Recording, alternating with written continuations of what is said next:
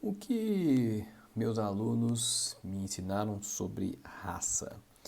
Esse é um texto da Lucy Calloway. Né? Lucy Calloway, se você não conhece, ela é jornalista do Financial Times de Londres e ela decidiu sair da carreira de jornalista e se tornou professora na periferia de Londres. E então ela tem escrito, antes escrevia sobre carreira, enfim, e agora ela escreve sobre essas aventuras que ela enfrenta ao lecionar para crianças pobres na periferia de Londres. E ela está contando aqui nesse texto, que recomendo, se você quiser procurar aí na internet, deve conseguir baixar. Ela está dizendo sobre a experiência de que quando ela começou, por exemplo, né, como tem muito aluno ali descendente de africanos, que tem nomes diferentes dos nomes ingleses, então ela tinha muita dificuldade de pronunciar os nomes. E é uma sensação muito parecida quando você é analfabeto, quando você não sabe sobre o que se está falando. Então ela se põe no lugar, porque ela, ao não saber pronunciar os nomes, tem a mesma sensação de que ela não sabe o que aquelas outras pessoas sabem. E isso é uma grande barreira cultural aqui neste caso, mas também do ponto de vista educacional, né? Quando você tem um analfabetismo, seja ele funcional ou não, você está fora de muitas coisas que estão acontecendo no mundo porque você não tem a compreensão sobre o que está acontecendo. Isso é uma primeira lição importante.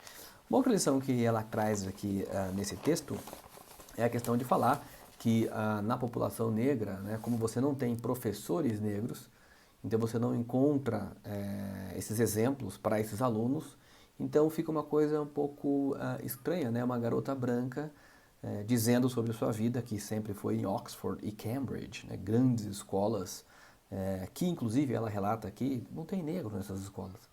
Só tem pessoas exatamente como ela, né? Brancas, britânicas, mesmo nível social, não tem negro. Então, inclusive ela fala do Financial Times, o tempo que passou na empresa, né, jornalística do Financial Times, também não tinha negros. Então, quer dizer, ela só foi ter percepção de como o mundo é na realidade quando ela foi lá dar aulas para essas crianças na periferia. Aí ela conheceu um outro lado da vida, que é muito importante. Por isso que é importante diversidade, por isso que é importante de inclusão, porque se a gente não tiver a percepção do outro, como é que você vai criar política pública? Né?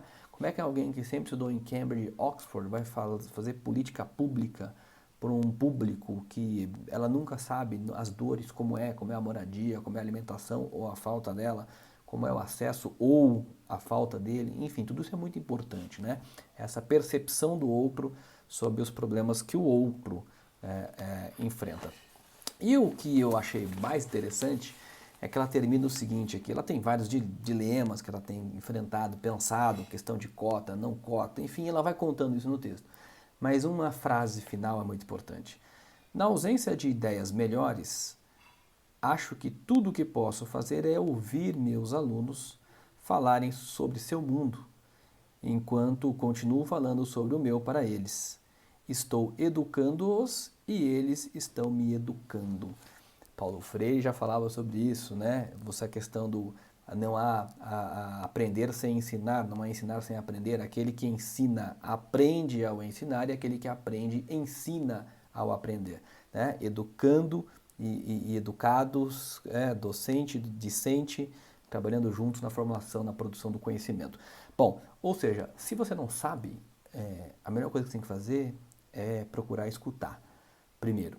E aí tentar perceber qual é a dificuldade, a dinâmica da vida do outro, para depois tentar formular alguma opinião sobre ela. Porque é muito difícil você opinar sobre uma coisa que você não sabe, não viu, só que alguém te viu, te disse, contou, e você sai reproduzindo esta ideia. Então é importante a gente descer no nível do outro para compreender de fato o problema do outro. E é por isso que reforço a importância da diversidade, a importância da inclusão.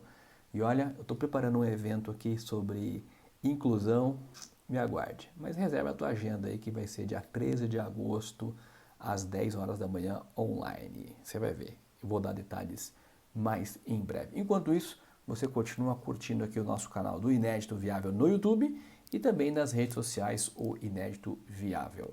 Acesse lá, ajuda a gente a produzir aqui os nossos conteúdos. Beleza? Volto contigo no próximo vídeo.